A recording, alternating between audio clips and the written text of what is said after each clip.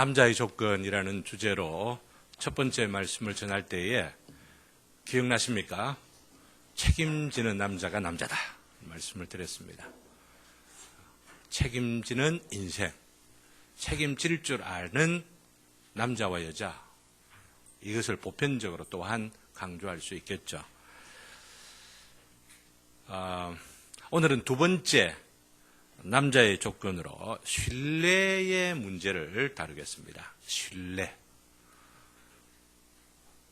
그러면서 오늘 아브람이라는 이름으로 바뀌어지기 전에 아브람에서 아브라함으로 바뀌어지게 되는데, 바뀌어지기 전에 있었던 이야기를 통하여서 신뢰를 받을 수 있어야 남자다라고 하는 이런 말씀을 강조하고요. 또 신뢰 받는 것만 아니고 신뢰를 잃었다가 다시 회복하는 이 과정의 사건들을 묵상을 하면서, 그러면 우리는 어떻게 신뢰를 되찾을 수가 있는가, 또 신뢰를 받는 사람이 될 것인가, 이것에 대하여 살펴볼 때에 오늘 우리가 이 주제가 굉장히 우리 일상생활들 가운데 중요한 줄 알고 함께 생각했으면 좋겠는데요. 먼저 우리가 생각해 볼 게 있습니다. 너무나 잘 알고 있는 창세기 12장부터 시작되어지는 아브라함의 역사, 또 그 이름이 아브라함으로 바뀌어지게 되는 역사가 지금 이렇게 이어지게 되어지는데, 그 사건을 생각할 때에 하나님께서 이 아브라함을 통하여 어떻게 한 백성을 이루시고 구원의 역사를 이루어 가시느냐에 대하여서는 설교를 참 많이 들으셨을 것입니다. 오늘은 어디에다 초점을 맞추느냐 하면은 그러한 면보다도 이 사례와 아브라함의 관계에 초점을 맞추어서 설명을 드리려고 합니다. 12장에 보면은 아브라함에게 하나님께서 말씀하시기를, 너는 너의 고향과 친척과 아버지의 집을 떠나서 내가 내게 보여줄 땅으로 가라. 이런 명령을 누가 받았을까요? 사례가 받았을까요? 아브라함이 받았을까요? 아브라함이 받았겠죠. 남편이 먼저 받은 겁니다. 그런데 고향과 친척과 아비 집을 떠나는 게 아브라함만 떠나는 겁니까? 사례도 떠나는 거잖아요. 그죠?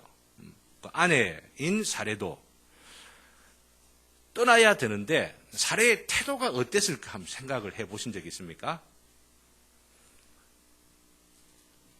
자기 남편 아브라함이 떠난다고 할 때에 여러분이 사례였다고 한다면은 그냥 여행 갔다 오면은 그냥 가방 메고 그냥 갔다가 즐기고 돌아오겠지 하는 생각이면은 뭐 안 따라갈 이유가 어디 있습니까? 그런데 집을 떠나야 되고 친척을 떠나야 되고 부모님을 떠나야 되고 지금까지 익숙했던 모든 환경을 뒤로 하고 아브라함과 함께 떠나야 된다는 거죠. 쉬웠겠습니까? 저는 이 사례가 떠나게 된 걸 하나님에 대한 믿음 이전에 남편에 대한 믿음이 있었기 때문에 가능했다, 말씀을 드리고 싶은 겁니다. 이 아브라함이 믿을 만한 사람이었다라고 하는 것이죠. 신뢰를 주는 사람이었습니다. 근데 이 신뢰를 주었던 것을 또한 더불어 생각해 볼 수 있는 게, 왜 조카 롯은 따라 나섰을까라고 하는 거죠. 삼촌이 무지막지하고 그냥 조카를 두드려 패기만 하고 정말 말 그대로 믿을 만한 것이 하나도 없었다고 한다면은 삼촌이 어디를 간다고 할 때에 나도 갈게요 하고 짐을 쌌겠어요? 사실은 이 조카가 따라 나서는 바로 이 문제를 조금 더 확대해서 생각해 보면 할 것이 참 많습니다. 뒤에 나오는 갈등의 소지가, 조카도 어떤 면에서는 두고 떠나야만 되는데 아브라함이 조카를 데리고 간 바로 그 때문에 생겨진 게 암몬 족속이고 모압 족속이거든요. 이 암몬 족속, 모압 족속에 의하여서 얼마나 이 아브라함의 후손들이 고생을 하는지 우리 성경을 조금만 우리가 살펴보면은 알 것인데 오늘은 거기에다 초점을 맞추지 아니하려고 합니다. 조카 롯도 삼촌을 신뢰했기 때문에 믿을 만한 남자이기 때문에 따라 나섰다라고 하는 것이죠. 그런데 그들 사이에 금이 가기 시작해요. 여러분들 주목해 보셨습니까? 양떼가 많이 늘어나죠. 가나안 땅에 자리를 잡아서 정착하게 되어질 때에 너무 많이 불어납니다. 너무 많이 불어나다 보니까 아브라함의 양떼, 롯의 양떼, 또 이 목동들이 초장에 가서 만나면은 먼저 아브라함의 종들이 와서 양을 키우고 있고, 어떨 때는 롯의 그 목동들이 양을 키우고 있으니까 양들에게 배부르게 먹여줄 수가 없게 되고, 그러니 긴장이 생기고 갈등이 생깁니다. 그랬을 때에 여러분들은 어떻게 해결해야만 됐을 것 같습니까? 아버지 집을 떠나고 친척 집을 떠나고 고향 집을 떠났던 두 사람입니다. 정들었던 익숙했던 삶에 거의 장성할 때까지 삶의 뿌리를 두고 살아왔던 그 삶을 다 청산하면서 떠났던 아브라함이고 그 조카 롯인데, 그런 갈등이 생겼을 때에 어떻게 문제를 해결해야만 되겠어요? 죽어도 삼촌하고 같이 죽어야지. 양을 줄이든지 하더라도 같이 살아야지. 아브라함도 그랬잖아요. 자기를 믿고 떠났던 바로 이 롯을, 그 양떼가 불어나는 그것들 때문에 니는 멀리 가라. 네가 동쪽으로 가면 난 서쪽으로 가겠고, 네가 북쪽으로 가면 내가 어디로 가겠다라고 하는 그런 식으로, 그걸 보고 우리는 야, 참 마음이 넉넉도 하겠구나 생각을 할 수도 있지만, 더 원천적인, 더 원론적인 부분에서 생각을 해본다면은 그들이 어떻게 해서 떠난 사람들인데 왜 헤어지냐 말이죠. 그렇잖아요. 왜 헤어졌을 것 같아요? 그 헤어짐의 시작이 어디에서 시작됐을까?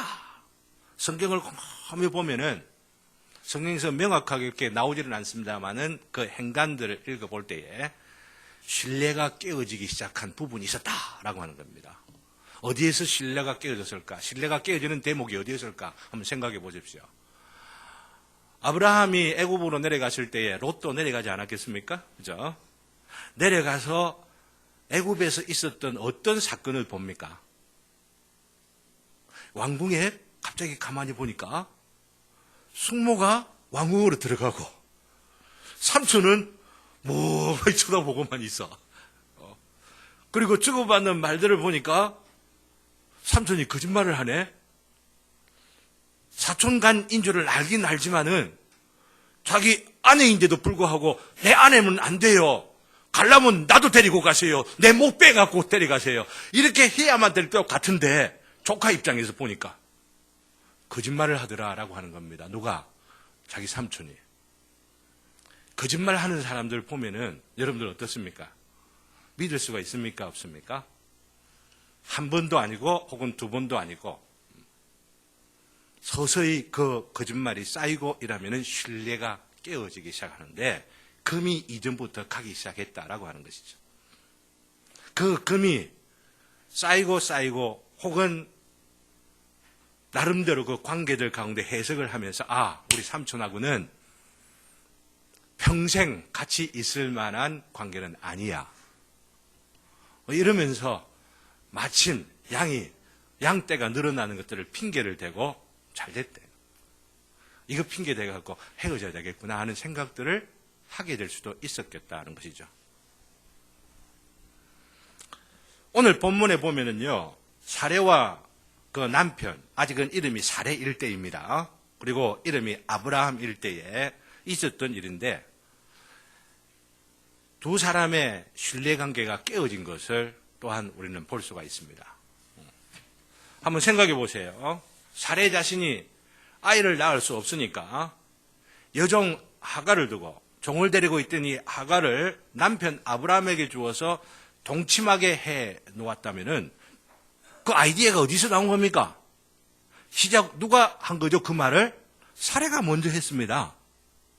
그래가지고 아이를 놓게 되고, 또 아이를 아직 놓기 전이죠. 그죠?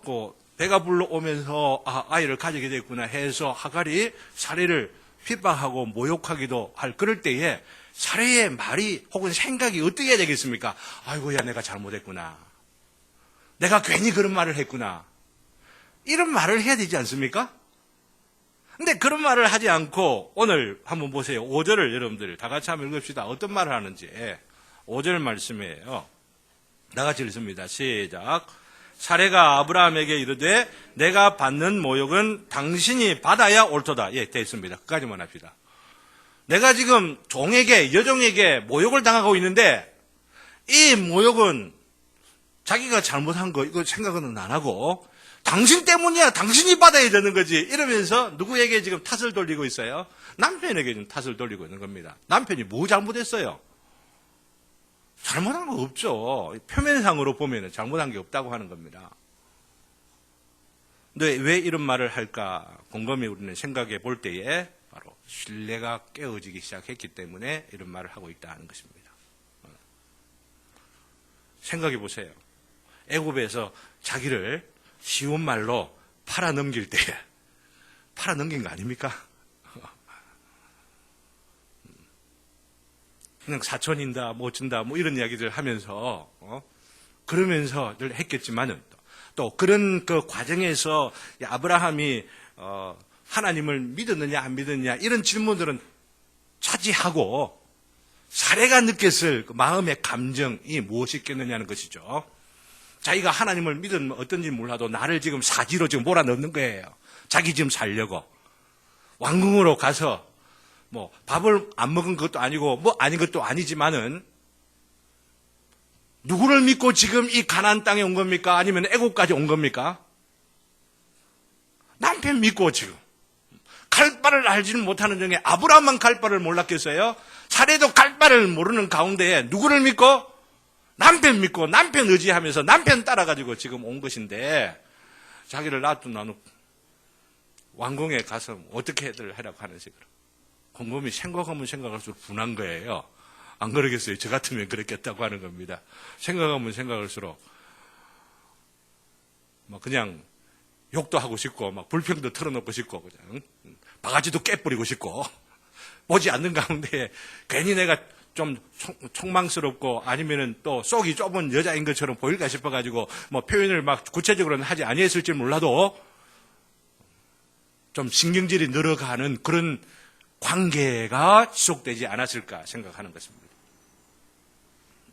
그러는 가운데 아이를 계속해서 가질 수 없고 이러니까 남편에게 내 종이 있는데 이 종 데리고 한번 동침하세요. 이 미묘한 이 감정을, 여자의 감정을, 그죠? 여자의 감정. 한번 생각해 보세요.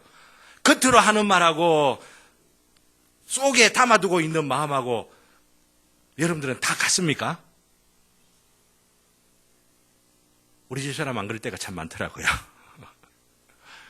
근데 말만 딱 듣고 말대로만 할 때에 문제가 생기더라고요. 조금 피곤한 것 같아가지고 여보 괜찮아? 나 괜찮아. 이럴 때 괜찮다고 말할 수는 있어도 안 괜찮을 때가 제법 있더라고 하는 것이죠. 그럴 때 괜찮다고 말하니까 뭐 내 신경 쓸 것도 없고 내 할 일만 하지 하다 보면은 하루가 가고 일주일이 가고 한 달이 가면서 나중 뒤에는 섭섭해한 뒤의 말들을 들으면 나누게 될 때에 이렇게 터지는 것들을 보게 되죠. 여기에 그랬다고 하는 것입니다.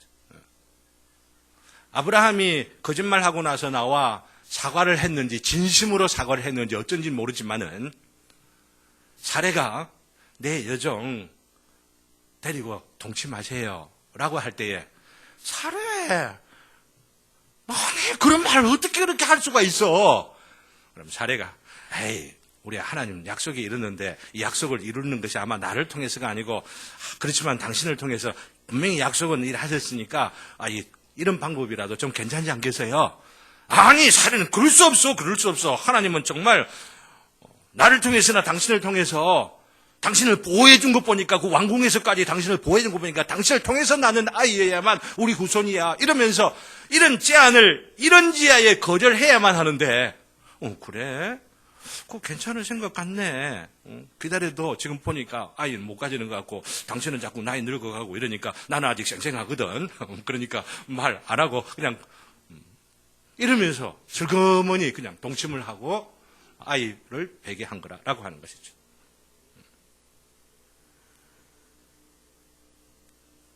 우리도 제가 말씀드리려고 하는 것은 이렇게 신뢰가 깨어질 수가 있다라고 하는 겁니다.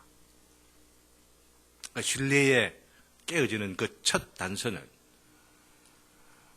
바로 애굽에서 거짓말을 하면서 자기를 왕궁으로 보내었던 바로 그 조그마한 일 하나에서 쌓여 여기 이런 일들이 있을 때에 이런 신뢰관계가 더 크게 드디어는 말싸움을 하게 되어지고 다툼이 극대화되어져 갈 가능성을 여기에 보여주고 있다라고 하는 것이죠. 위기가 온 것입니다. 보면 아브라함의 가정에 큰 위기가 지금 닥친 것이라 볼 수가 있죠. 어쩌면은 이런 일로 인하여서 하나님의 어떤 구체적인 구속의 계획, 구원의 계획들이 없었다고 한다면은 아이고 막 이혼하자 막 이렇게도 나올 수도 있을 테거든요. 막 우리 막 나눠 헤어져 살자, 막 판 깨자. 건널 수 없는 그 간격을 이렇게 느끼게 되는 일로 번지게 될지도 모르겠습니다. 근데 문제는 그렇게 끝나질 아니하고 우리들에게 이런 깨어진 신뢰의 관계들을 어떻게 회복하느냐. 우리들 관계들 가운데도 그죠? 이런 신뢰가 깨어짐으로 인하여서 조그만 금이 커져가면서 그로 인하여서 그 갈등과 또 그로 인하여 상처가 계속 확대되며 옹이져 있다가 그것을 해결하지 못함으로 인하여서 결국은 큰 감정의 싸움이나 다툼들, 헤어짐이 있게 되는 일들을 종종 보게 되는데 문제는 그것들을 확대해가지고 그런 예들을 그런 현상들을 다양하게 이야기 드리려고 하는 것보다도 어떻게 회복하고 있느냐 본문에서 우리 살폈으면 좋겠다고 하는 겁니다. 오늘 본문에서 강조되는 아브라함의 문제점이 어디 있느냐 하는 것을 우리가 근본적으로 살펴볼 때에 답은 쉽게 나올 수가 있습니다. 무엇입니까? 아브라함의 근본적인 문제점이 뭡니까? 첫 번째 우리가 할 게 하나님을 신뢰하지 못하였다라고 하는 것이죠. 하나님을 믿지 못했습니까? 하나님을 믿는 사람입니다. 하나님을 믿음으로 인하여서 의롭다고 여김을 받은 게 15장에 기록되어 나옵니다. 바로 앞부분에. 네, 신뢰하지 못했다라고 하는 것은 무엇을 의미하는 것일까요? 하나님을 믿기는 믿지만은 하나님의 방법은 믿지 못하는 경우들이 많이 있는 것을 아브라함을 통하여 우리에게 보여준다고 하는 것입니다. 하나님은 믿는데 하나님의 방식은 믿지 않는 거예요. 생각해 보세요. 하나님께서는 분명히 자기에게 아들을 주겠다고 하셨죠. 아들을 주면은 정상적이라고 한다면은 내 아내를 통하여서 이 아이를 주겠구나 했는데 그 아내를 통하여 아이가 주어지질 않는 거예요. 물론 아브라함하고 똑같은 경우가 우리 모두에게 다 있다고 이렇게 할 수가 없습니다. 정상적인 부부인데도 불구하고 자녀가 없을 수도 있는 거예요. 그것도 하나님의 또 다른 어떤 계획이 있고 뜻이 있다고 볼 수가 있습니다. 그러니까 계속해서 아브라함의 경우 같이 이런 일들이 있을 것이다 이렇게 생각해서는 아닐 거죠. 하나의 아주 구속의 이 사건을 통하여서 우리에게 가르치는 교훈들이 있는 것이죠. 근데 나이가 들어서 아이를 가지지 못하게 되니까 하나님께 뭐라고 말합니까? 자기 종이 하나 있는데 이 종을 상속자로 삼으십시오 말하거든요. 그랬을 때에 하나님께서 뭐라고 말합니까? 아니다. 너에게 난 후손을 통하여서 아이를 가지겠다. 한 번 더 강조하고 확인을 하는 것이 15장 마지막 구절. 그러면서 바로 이러한 일들을 통하여서 언약까지 맺습니다. 해질 때쯤 되어서 짐승을 보여놓는 가운데 횃불이 지나가는 걸 통하여서 네가 이 약속을 내가 하나님께서 말씀하시기를 내가 너에게 한 이 말, 이 약속을 지키지 않으면은 이 짐승들이 갈라지는 것처럼 나도 어떤 면에서는 언약의 의미가 보면은 나 하나님 아닐 거야. 이렇게 지금 하시는 말씀하고 똑같거든요. 그만큼 분명하게 약속을 지금 하신 겁니다. 그렇다면 어떻게 하나님께서 이렇게 언약을 주시기도 하고 언약의 징표까지 주어서 확인하셨다고 한다면 어떻게 해야 되겠습니까? 이루어질 것 같지 않은 상황 가운데에서 도저히 그런 일은 불가능한 것처럼 여겨져 막막하기만 하고 뭔가 기대가 사람들 방식으로 본다 보면은 전혀 이런 일이 있으면 안 되는데 언제쯤이나 하나님께서 약속을 어기실까 그래도 전혀 응답이 없을 것 같은 그런 상황에서도 기다려야 해요. 그게 믿음 아닙니까? 그게 믿음 아닙니까? 하나님께서 하신다면은 하시는 거야. 약속을 분명히 하셨을 때. 말씀을 통하여서 우리에게 예수님께서 오신다 하면은 오시는 거예요. 믿습니까? 문명이 발전하고 화려하고 풍요로워지고 세상이 막 이 세상 자체가 막 유토피아가 될 것 같이 생각되지니까 예수님 오는 거 문자적이고 상징적이고 신하고 어쩌고 이렇게들 생각도 하십니까? 하나님을 믿지 못하는 게 바로 믿는다 하면서도 믿지 못하는 게 바로 그런 것들을 통하여 보여지게 되는 것이죠. 끝까지 믿어야 되는 겁니다. 하나님께서 하신다고 약속하셨으면 그 말씀대로 이루어질 거라고 하는 확신을 가지고 오실 그 주님을 바라보면서 내가 신실하게 나의 할 일들을 하면서 기다리면서 이 세상과 타협하지 않냐고 이 세상과 분별되어서 이 세상 가운데에서 하나님의 자녀와 백성답게 살아가는 것 바로 이것이 아브라함의 몫이었고 우리의 몫이어야 된다고 하는 것이죠. 그래서 신뢰 회복의 첫째 원리가 뭐냐면은 하나님을 신뢰하는 것 바로 여기에 있다고 하는 겁니다. 신뢰를 회복하기 위해서는 우리의 깨어진 관계 신뢰하지 못하는 앙금 혹은 금이 가 있는 그런 관계들을 회복하는 데 있어서 가장 중요한 원리가 하나님을 신뢰하는 것 여기에 있다고 합니다.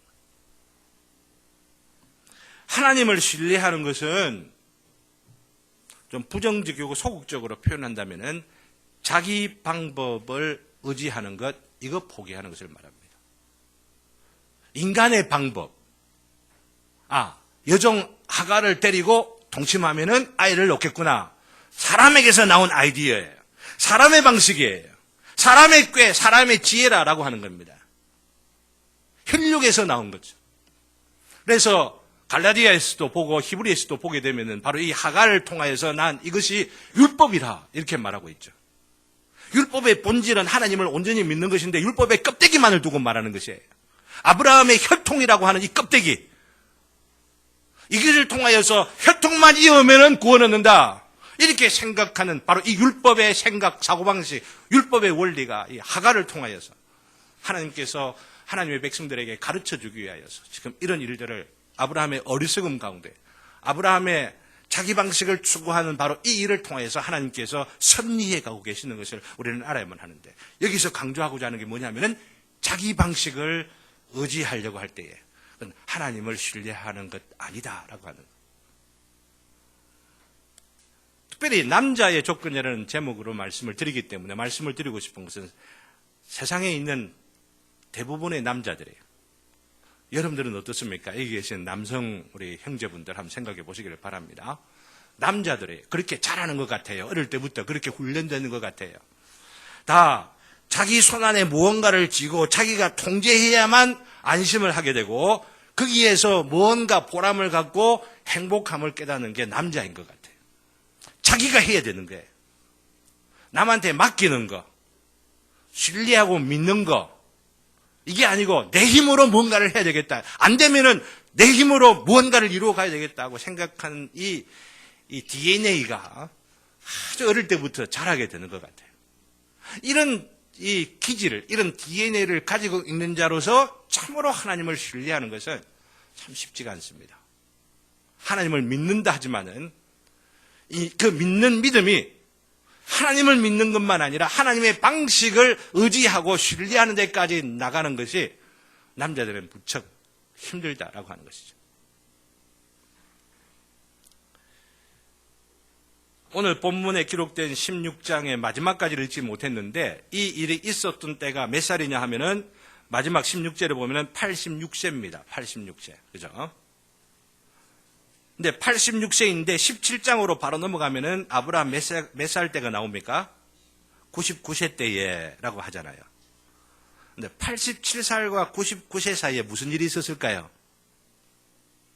성경에서는 자세하게 나와 있지 않기 때문에 우리가 함부로 단정적으로 이야기를 할 수 없지만 많은 분들이 하나님께서 아브라함에게 나타나지 않으셨다.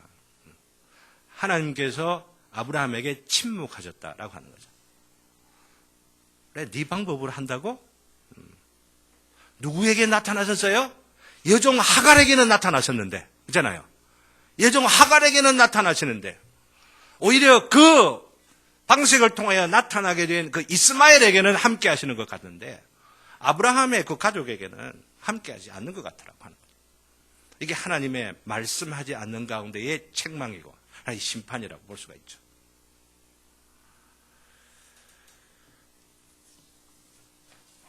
아브라함이 자기 방식을 포기하지 않고 그 방식을 여전히 의지하면서 그 방법이 잘했다 생각하면서 밀고 나가려고 하는 바로 그런 생각들을 갖고 있었다고 하는 것을 우리는 추측해 볼 수가 있습니다. 어쩌면은 에브라함 지금 이스마엘이 지금 낳은 아이가 이름이 이스마엘 맞죠, 그죠? 이스마엘을 통해 가지고 하나님이 내 후손 삼아갖고 하실란가 절란가 이런 생각을 했는지도 몰라요. 왜냐하면 나이 들어가지고 이제 손주가 생기니까 손주 보면은 어르신들 되게 보면은 손주 보면은 막 아들보다 더 좋은 것 같아요. 그래서 스마트폰이나 이런 데 보면은 아들 이렇게 해놓고 있는 그런 이 할아버지들이 거의 없고 전부 다 손주. 기회만 나면 손주를 해놓고 내 후손이 이렇게 이어지고 있구나. 근데 그런 마음을 아브라함이 가졌는지 몰라요. 내가 좀 실수를 하긴 했지만은, 그것 때문에 갈등이 있었고, 아내 사례에게 좀 아픔을 주고 막 이랬지만은, 그래도 가져진 거 아니냐. 이것과 그냥 만족을 하려고 그렇게 사는 모습들을 우리는 충분히 추측해 볼 수가 있는 것이죠. 끈질기게 자기 방식을 고집하고 자기 생각에 매여서 살았던 바로 이 아브라함에게 99세 13년 뒤에야 나타나셔서 하신 말씀을 음미해 보면 이런 추측들을 충분히 할 수 있다는 거죠. 나타나셔서 하신 말씀이 뭐예요? 아브라함이 하나님을 온전히 신뢰하게 될 때에 하나님의 은혜가 임하게 되는 것을 우리는 발견할 수 있다는 것이죠. 99세 때 나타나셔서 하나님께서 하시는 말씀이 아브라함에게 보십시오. 나는 전능한 하나님이라. 이것이 함축하고 있는 바가 뭐예요? 네가 나를 믿느냐? 그래, 그 믿음으로 인하여 나는 너를 의롭다고 여겼다. 그런데 나의 방식도 믿느냐? 나는 전능한 하나님이라. 나를 믿는다면 나의 방식도 믿어야 안 되겠느냐? 이런 책망이 담겨 있는 거예요. 그래서 그 뒤에도 붙이는 말씀이 너는 내 앞에서 어떻게 하라? 행하여 완전하라. 성숙하라. 라고 하라. 이미 믿음이 있는 아브라함입니다. 이미 의롭다 여기지는 아브라함입니다. 이미 구원을 받은 아브라함입니다. 그에게 지금 하시는 말씀은 뭐예요? 내 앞에서 행하여 완전하라. 내가 너를 통하여 이루어 가고자 하는 축복이 그저 단순하게 믿음만 가지는 것이 아니라 내가 너를 통하여 이루어 가고자 하는 그 방식도, 그 스타일도, 그 때도, 그 기간도, 그 상황도, 그 환경도 믿고 의지하여라. 사랑하는 성도 여러분, 하나님을 믿으시는 분인 줄을 저는 믿습니다. 나는 그 믿음이 더욱더 온전하게 되어지기를 소원하면서 이 말씀을 드리는 겁니다.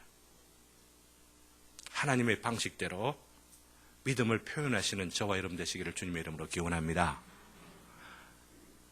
하나님을 믿는 방식은 좁은 길을 가는 겁니다. 믿는다 하면서도 넓은 길을 가고 세상의 방식을 쫓고 자기 고집, 자기 생각, 자기 편견 그것을 계속해서 주장하면서 살아간다고 한다면은 믿기는 믿는 자들인데 하나님을 신뢰하지 못하는 자들이래. 이 말씀을 드리는 것입니다.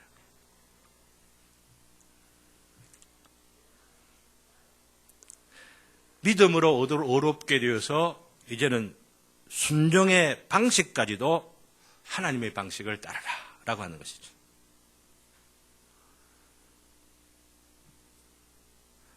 그러면서 이름도 바꿔주시는 겁니다. 보십시오. 아브라함이라고 하는 이름이 17장에 보면은 내 이름을 아브라함이라, 내 이름을 바꿔주시죠. 아브라함이라. 단어 하나만 넣게 되는데 아브라함은 큰아비라고 하는 겁니다. 큰아빠, 큰아버지 이런 뜻입니다. 그 시대에도 조금은 존경을 받는 그런 어떤 이름이기도 하겠죠. 그렇지만은 아브라함이라고 하는 것은 열국의 아버지라는 뜻입니다. 많은 나라 가운데 조상으로 여겨지는 나라겠다. 이 말 속에서 분명히 너를 통하여 낳은 아이가, 이 아이를 통하여서 너가 그렇게 이름이 붙여지게 되는 게 당연하게 될 것이다 라고 하는 것이죠.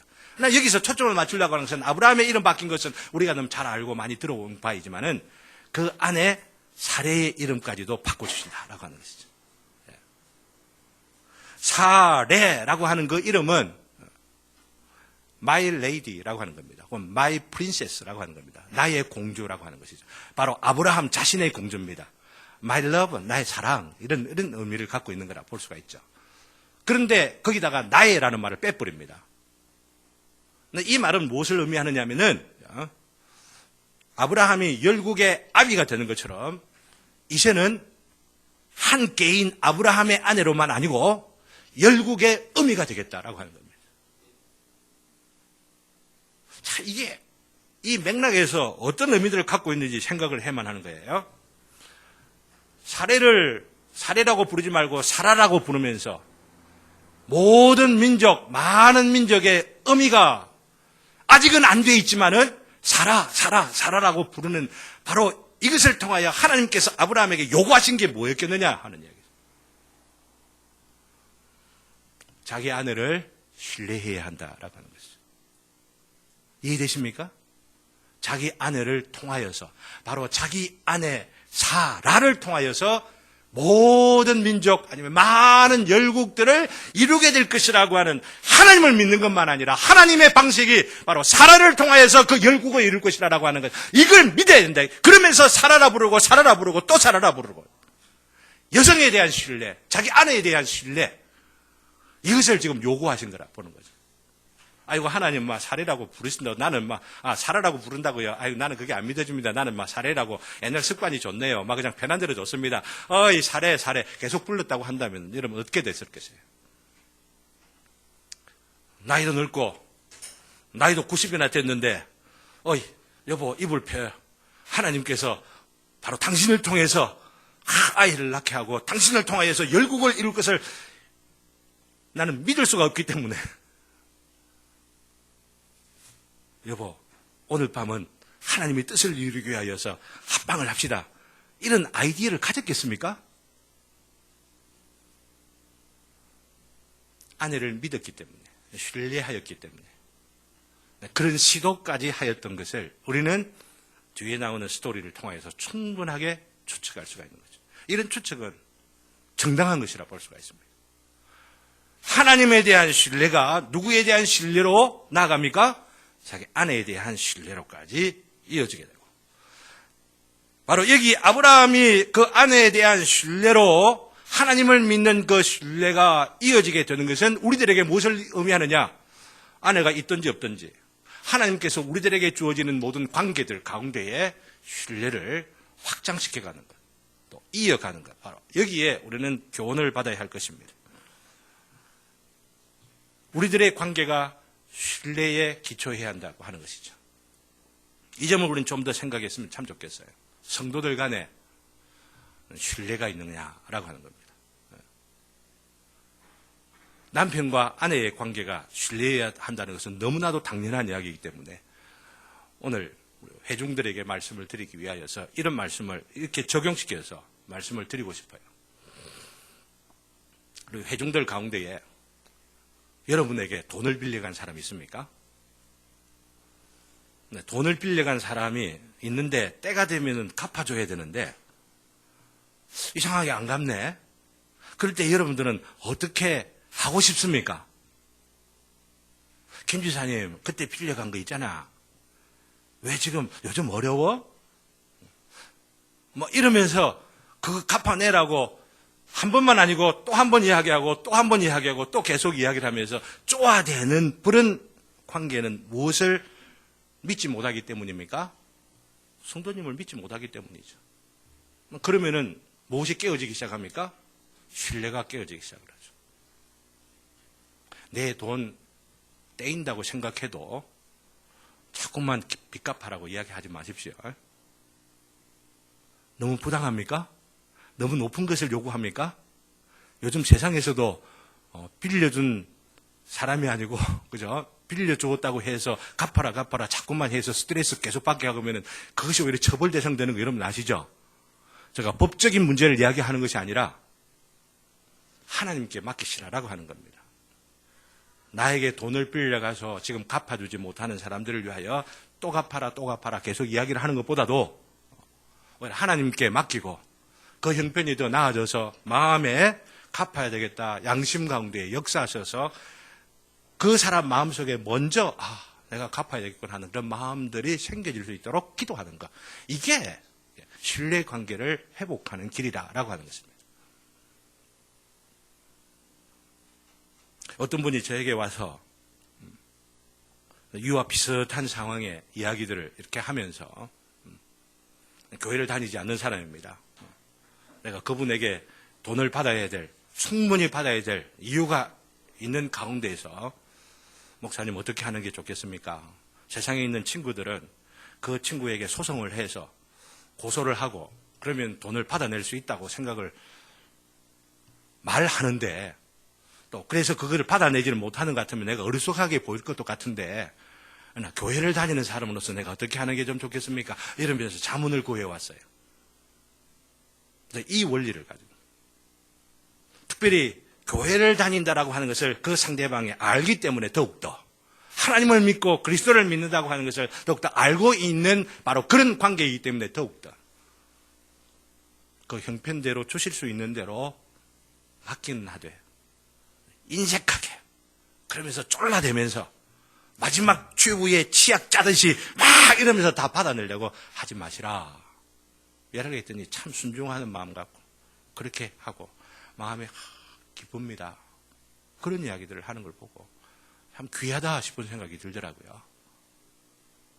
저는 믿기를 그 형제가 결코 손해보지 않을 거라고 생각합니다. 하나님께서 때가 되면 받지 못한 것, 다 받지 못한 바로 이것들을 하나님께서 다른 어떤 방법을 통해서든지 채워주시고 또 넘치도록 부어주시는 그 은혜와 복이 있을 것이고 하나님께서 여차하면 또 하실 수만 있다면 또 하실 계획만 있으신다면 그런 관계를 통하여 깨어지지 않는 관계를 유지하는 바로 그 사람을 통하여서 하나님의 사랑에 하나님의 놀라운 역사가 일어나게 될 그런 일도 있지 않을까 하는 생각을 하게 되는 것이죠.